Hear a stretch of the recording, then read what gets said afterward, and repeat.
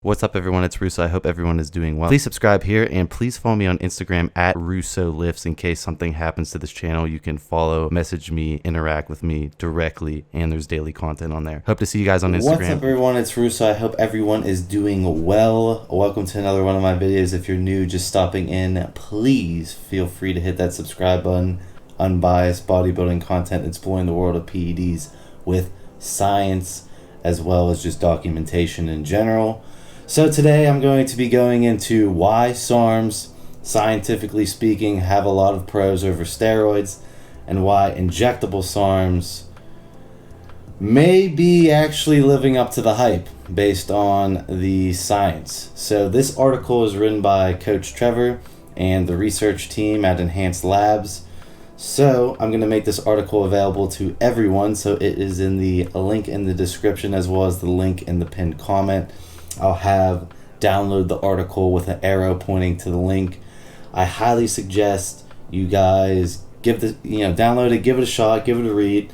It's not that hard to read. I'm going to read through it and narrate it with you, but if you don't want to listen to me go through the entire thing and just want to read it for yourself on your own time, feel free to. But I am going to narrate through it and give my own input on some of the sections. So without further ado, let's get started. Selective androgen receptor modulators, or SARMs, are in an area of performance enhancers that are still misunderstood and filled with misconceptions. It is due from bad information that is regurgitated over and over again. Much of this bad information is due to people reading abstract research articles that are available online, and they misinterpret the findings due to the lack of understanding of the subject, general ignorance in science, and without adequate knowledge how to analyze the research information. So basically, people will go look at these scientific studies, but they can't put it into the real world. Like, what can I draw from this study and put it into like a PED real world situation? So for this example, they go into the study on LGD 4033 with the patients with a muscle wasting disease, muscle atrophy due to the disease. The conclusions found that each group taking more than the placebo dose increased lean body mass composition and lost body fat. These patients also had zero endogenous testosterone suppression and side effects. That sounds incredible, right? Well, for someone without a general understanding of how to dissect and interpret the findings would come to that conclusion. However, these patients all had extremely low testosterone levels. Their health was deteriorating. They had less muscle than average, and it was only getting worse. The study only showed what SARMs are effective at. For people with muscle wasting diseases is basically what that's saying. If someone, that doesn't really translate into the PED world at all. It's just, these people were dying. Their muscles were atrophying. Of course, if you add in a synthetic androgen, they're going to gain some muscle back. And there's no suppression because these people have muscle wasting diseases. It's not the optimal environment at all to create endogenous testosterone. So you always have to take the studies with a grain of salt. They're not studying it for PED, performance enhancing. They're studying it for the reasons why they were developed in the first place, which was to come up with a safer alternative for muscle wasting diseases and to help people with muscle wasting diseases. So next the article goes into, like, if we take a 16-year-old and we try and replicate the study on a 16-year-old going through puberty who has testosterone through the roof. Basically, what the article's saying is it's going to do more harm than good. You're going to cause testosterone suppression because we all know that LGD is very suppressive even at low dosages. So it's not, that study really didn't translate into the real world with those two scenarios. So when you're reading medical information online, especially when you're doing it for like PED research, or you're trying to utilize it for some benefit for yourself that's outside of what it was being studied for, you always have to interpret the findings and kind of fit them in based on how they would work in the real world, not the picture perfect studies. You got to be able to think outside the box with some of these things. With all the research we have on SARMs, we know that they do not undergo aromatization, meaning they don't convert to estrogen, or 5-alpha reduction, and that this may also be the reason behind their lack of effects on the prostate and or side effects. So Sarms, one of their big pros, they don't really mess with the prostate. There are some studies with some certain Sarms showing some binding with the prostate, but Sarms like S4 show virtually no prostate binding whatsoever. So people with prostate issues and large prostates have been utilizing stuff like S4 to lower their overall androgen activity on the prostate, thus shrinking their prostate over time. Because when you add in something like S4, that's going to suppress your testosterone a little bit, so you're going to have less test binding to the prostate, and then the S4, which is the androgen that mimics testosterone, is not going to bind either. So overall, there is a lot of benefits in that, and that's being studied as well. But it's known to prove early phase 1 and 2 trials also reported modest increments in fat-free mass and significant reductions in high-density lipoprotein HDL and SHBG, sex hormone binding globulins. So the biggest issue with Sarms and steroids, adding in exogenous androgens into someone's body, is it destroys HDL. HDL is your good cholesterol. That's been the biggest thing that is hard to combat. So that is still present with Sarms. Other than Sarms being much stronger milligram per milligram with less side effects and potential for their new growth that steroids cannot offer, why would we take experimental research drugs if we get the same effect or similar side effects as steroids? So this is the main argument that the OG steroid users who will not open their mind up to anything about Sarms or peptides, this is their main thing. Test works. Test has been studied. Why are you guys looking at Sarms? Like, okay, this will go into why there's possibly a benefit, but generally speaking, okay, when you close your mind off like that, you're done learning. When you're not able to figure out why someone is looking into them and why there's so much buzz around them, it's for a reason. It's not just to sell stuff. People can sell gear just as well. There's a reason why Sarms are still around. If Sarms were bullshit, they would have been dead years ago, both in the underground PED market as well as research, which research is continuing, and obviously they haven't died in the PED market at all. And I think some are cemented in, like the pro hormones are cemented in, meaning that even if everything went away, there would still be some Sarms in the underground for sure at this point in time, just like how Superdraw has been cemented in. Why do we still have Superdraw? Same thing. So let's go into it. Well, we wouldn't unless it was offering more benefits and less side effects for one. It would be hard to argue for it if the reasoning was solely based off the results with no side effects, vice versa. However, let me explain how the literature and how real-world results conflict with each other, just like they did when the first anabolic books came out about steroids. The literature showed one effect and promise, and the athletes all taking it reported drastically different effects. And until this day, you can verify the side effects of stanozolol listed via any medical site and compare it yourself from experience of clients. If I said injectable Winstrol produces excessive edema, which is swelling of the ankles basically, like a GH side effect, due to water retention of the hormone, you would stop reading now. So what Trevor's trying to say is Winstrol in the real world is a hardener. It's a hardener. It doesn't hold any water whatsoever. Yet, in the original anabolics books, edema and swelling due to water retention was reported. So everything doesn't translate into the real world, and there is benefit of taking, people's experiences and reports and combining them and seeing generally what people are experiencing versus what was found in the controlled experiments. The Sarms studies are being used in patients who are either suffering from some type of muscle wasting disease or are children, women, elderly men and women who are declining in muscle mass due to lack of hormones or age-related aging, essentially.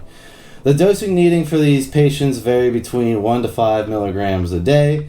When athletes consume Sarms for a performance-enhancing benefit, they are taking doses higher than what is being used in the clinical trials, sometimes much higher than 30 milligrams a day and stacked with multiples. But along with these newly obtained muscle comes with some potential side effects that do not show up on the patients in these controlled studies.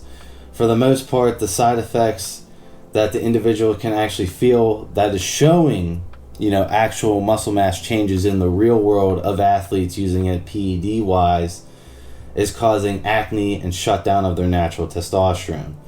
However, if you go into your blood work and check your hormone and full metabolic panel, you will see a cascade of negative effects occurring with increases in the dosing taken orally. Now, that being said, is it true that the side effects are typically mild and compared to steroids? However, the dosing on the Sarms in the studies like 5 milligrams is 1/10 the dosing of steroids milligram per milligram. For example, people take roughly 100 to 150 milligrams of Anabolic or Winstrol a day would destroy your liver, and I guarantee 15 to 20 mg of YK11 could give you dramatically more results without any liver toxicity. Now you can start to see the dilemma we are having when we now have comparing a substance claiming it's side effect free or minimal, but has the performance increasing effects of steroids. But the dosing required for these increases the side effects like steroids would be when taken in higher amounts, just on a lesser scale. Sounds like another steroid, but with higher anabolic potential and carrying less androgenic effects, which is one of the main things I see as a benefit with Sarms. People are on the Sarms only bandwagon and the steroid only bandwagon.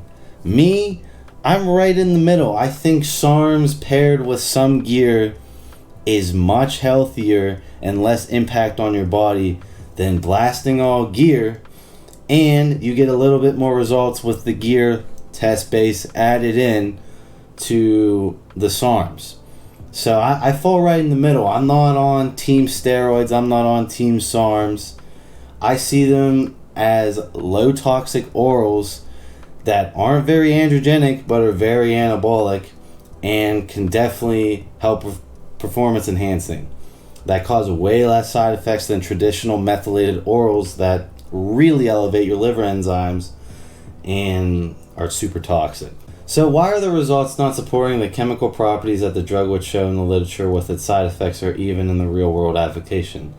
Very simple. It's in a delivery form. It's a pill. How many times have you heard orals being methylated, like I just said, in order to absorb efficiently in the body because the active drug is greatly deteriorated or destroyed by either your stomach acids or the first pass of the metabolism by your liver?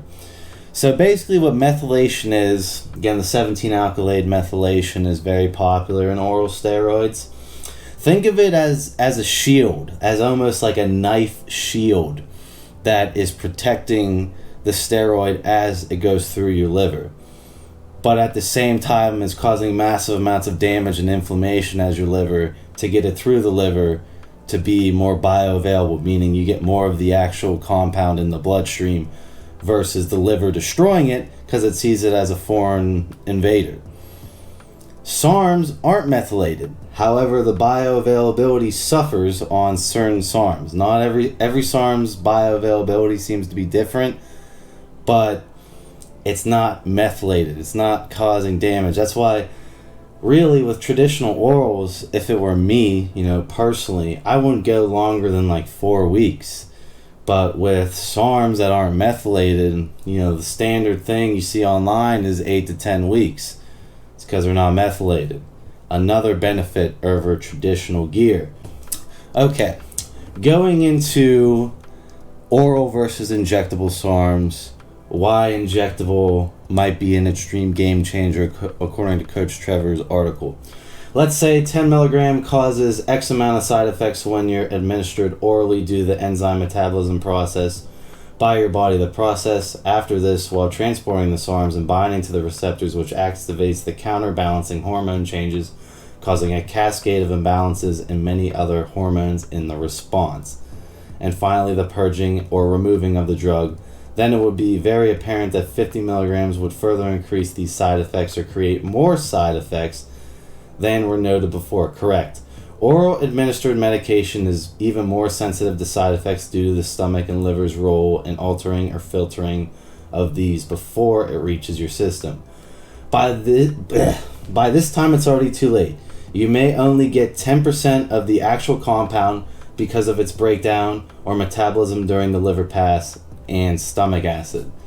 With this being clear now, the first question I think is, why is only 10% absorbing, and what percent of the SARMs make it through? Well, the numbers vary and are given in a book, but for the sake of ease, let's just use SR 9009, which only has a 2% oral bioavailability. So a lot of people comment on the channel, why I never reviewed SR 9009, why I never included it in any of my stacks. It's because I read the research. The doctor literally went into the public and is like, there's virtually no oral bioavailability of SR 9009, and it's at 2%. Meaning, if you take a whole bunch of SR 9009, 2% is actually going to get in there. Everything else is going to be destroyed by the stomach and liver. Cardarine, 63%. S23, 90% oral bioavailability. Oral bioavailability. So, S23, very potent, and it goes right through. It's also a lot more toxic.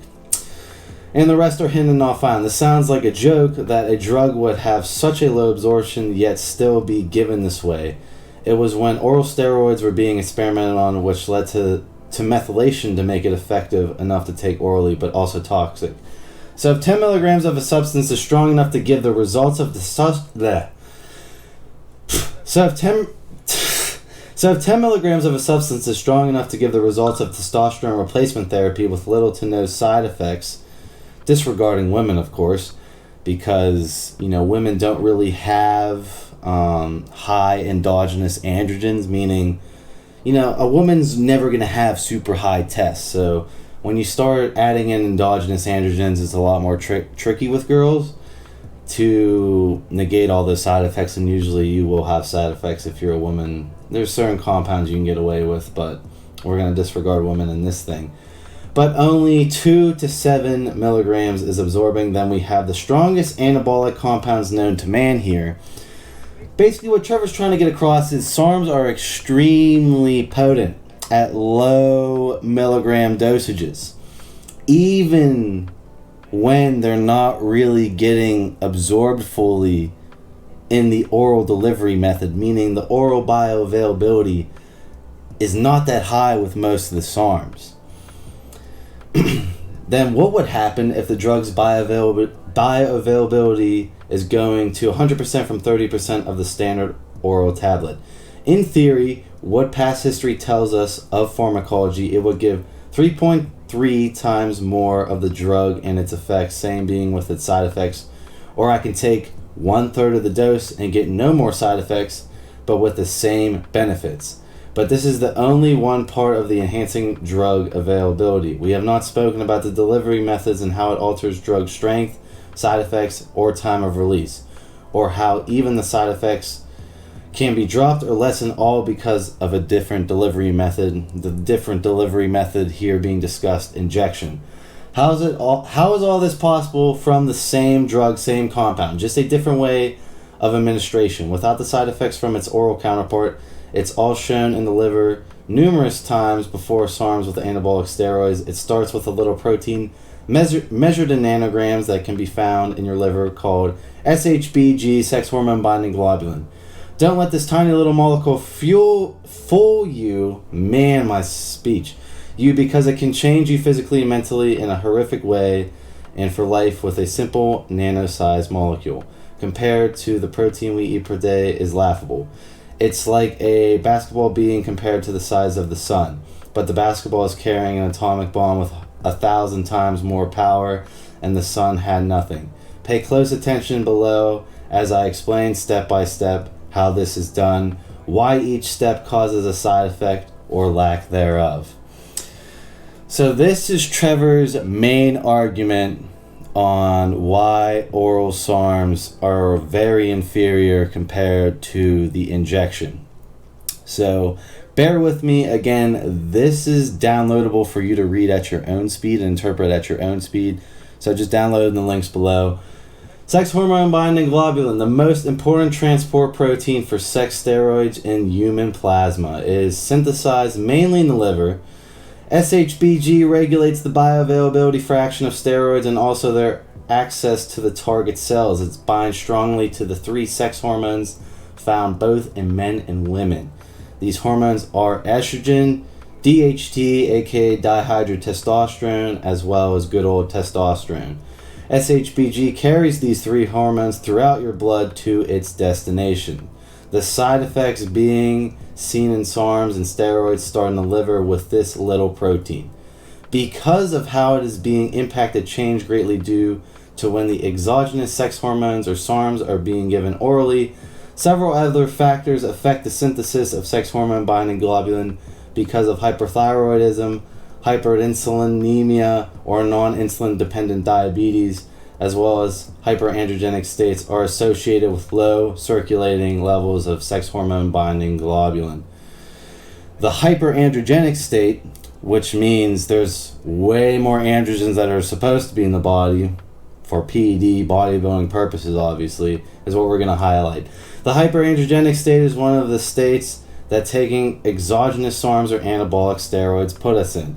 This literature coincides with what we are experiencing, what I am explaining as well.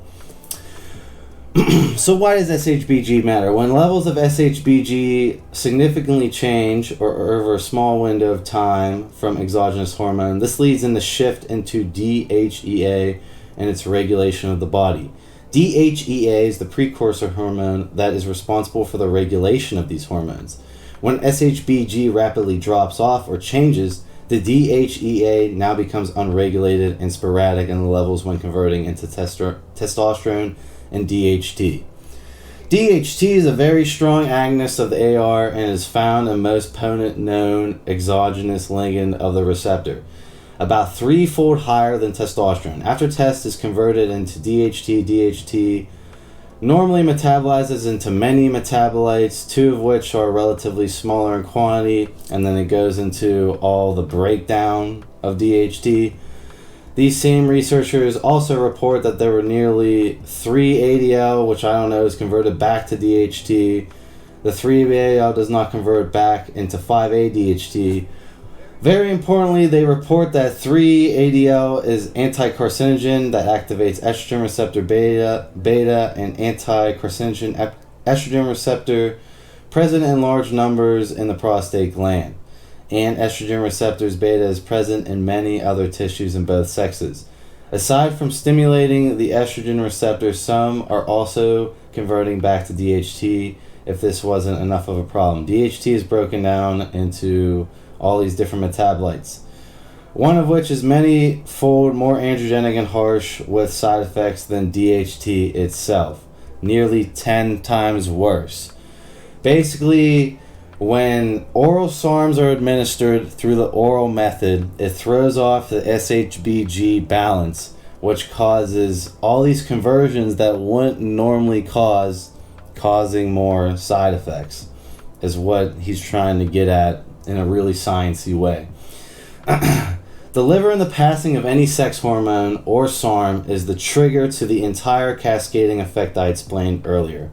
So basically, that was his whole point, was when the oral method is administered, it causes all these checks and balances to be thrown off, which causes things to be converted way more than it should be caused, and it causes metabolites that are 10 times stronger than the normal side effect metabolites that you would normally have. So DHT breaks down and gets even more potent, essentially. The direct lowering of SHBG starting in the liver during the first metabolism of the SARM is what triggers the DHEA-DHT response that is, in the end, responsible for shutdown and most, if not all, androgenic side effects. So I experienced androgenic side effects with SARMs. When you look at it on paper, I shouldn't really experience much androgenic side effects with SARMs. Trevor explained thoroughly why that is happening, and that is from the cascading effect thrown off by the SHBG imbalance. But if that wasn't enough, cholesterol and correlating shifts in the brother and sister protein called HDL, aka good cholesterol, LDL, aka quote-unquote bad cholesterol, are affected as well, and I'll explain this in order. Cholesterol is needed for the making of the membrane of every cell and for building other cellular structures which are damaged during exercise. Just like the protein that was damaged during a workout through mechanical overload, the surrounding membrane also takes a hit. This is true from injections as well as scar tissue forms from the damage by the piercing needle. So even with performance-enhancing SARMs or steroids, your protein shake is almost useless if you do not get in adequate cholesterol, aka the building blocks. Hence why vegans still tend to lose muscle even with an excess of calories and protein. I don't know why you had to throw that in there. Without the membrane is not functional, and even IGF, insulin growth hormone, insulin growth factor 1, I can't fucking talk anymore, is useless in hypertrophy. The vegan comment got me. And proliferation until these are fixed. So it is absolutely necessary for the synthesis of hormones, vitamin D, and cell membrane synthesis. Now, the HDL and LDL job is to transport all fat molecules, triglycerides, phospholipids, and cholesterol within the extracellular water of the body to all the cells and tissues of the body. For example, the arterial walls, when damaged or cut, the lipoproteins are sent to bring the cholesterol to be glued to the damaged site. Now that you can see the correlation in elevated levels of HDL, LDL, and cholesterol, you can also see the importance these are in your body and why they take such a hit on your blood work and health, and how it can be avoided by modifying the solution for an alternative delivery method through bioactive injectable SARMs. So in summary, Trevor says, why did I bring all this up when talking about oral versus injectable SARMs? Well, when injected, the SARM now skips through the first pass of the liver, so all those side effects we just discussed that I kind of skipped over because there was a lot of reading, but that's all bypassed because the injection method, it's not having to pass through the liver to get into the bloodstream. You're putting it directly there with the injection. In a published finding that shows another sex hormone and it's affected on SHBG because of the first pass in the liver from the oral form versus none at all due to a transdermal patch. In its conclusion, it states, oral but not transdermal estrogen stimulates the synthesis of sex hormone binding globulin in the liver. The extensive metabolization of sex hormones by the liver, a history of basically what that's saying is SHBG, doesn't cause stimulation through the alternate delivery path. The injectable SARMs do not affect hormones directly due to the homeostasis regulations like anabolic steroids do.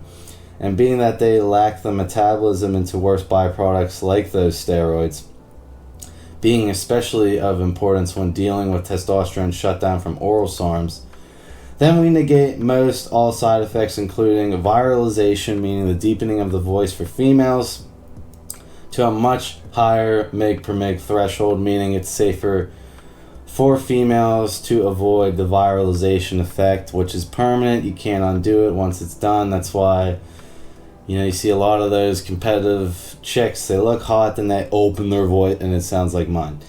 And there's not much they can do after they mess that up. Now, in higher amounts, these side effects should start to creep up at some level, but the dosage required to give these same results are now much less. However, now we have an actual drug that can be more accurately called a SARM. So basically he's saying a lot of the side effects are caused by the oral administration in general, and that a lot less side effects are caused by the injection method. And a lot of the weird side effects that I was always confused about, like the androgenic side effects, can be explained by the cascading effect of all that shit that happens when the SARM goes through the liver and all the levels being thrown off. Not so much with the injectable. The potential for these modified SARMs are limitless, and as far as we know, unknown possibilities in the future. When we look at these compounded versions versus oral counterparts, we can see the massive differences in effects, benefits to their side effects. Each SARM seems to have its counterpart to an anabolic steroid from its anabolic to androgenic effects to their side effects. The problem with the information people are spreading on SARMs are misconstructed. The ideology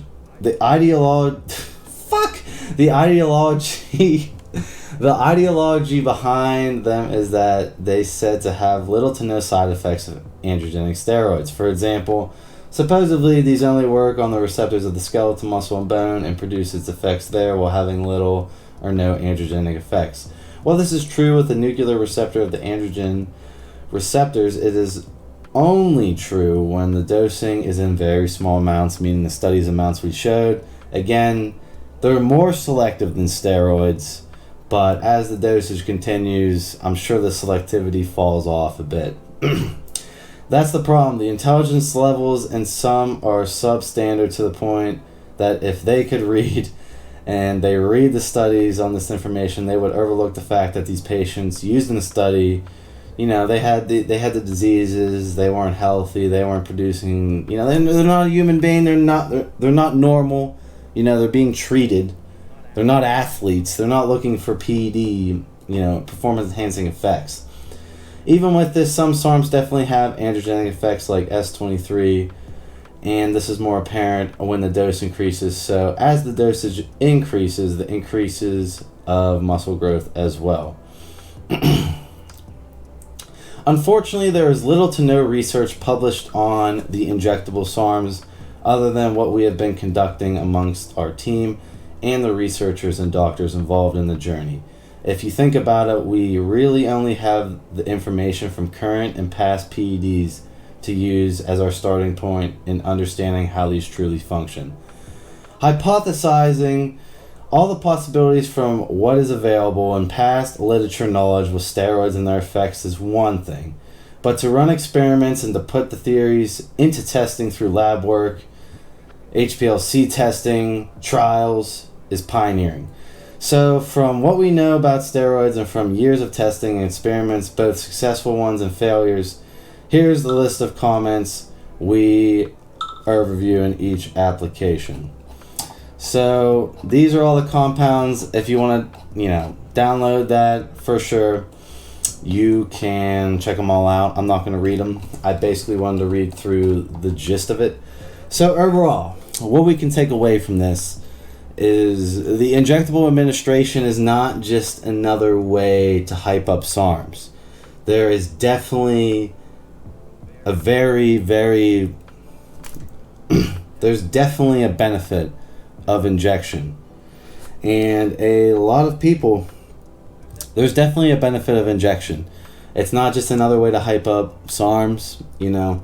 I highly suggest, I mean, you guys have saw from the log so far, it's a lot more powerful than the oral method, and if Trevor's right about everything about how the oral method is causing all the weird side effects because of, you know, all the checks and balances being thrown off as it enters through the oral method, if that's true, then they will be game changing in the PED world, 100%.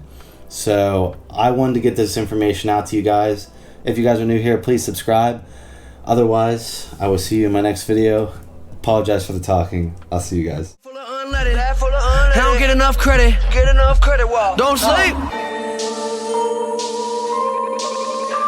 They done fucked up. The biggest bezel.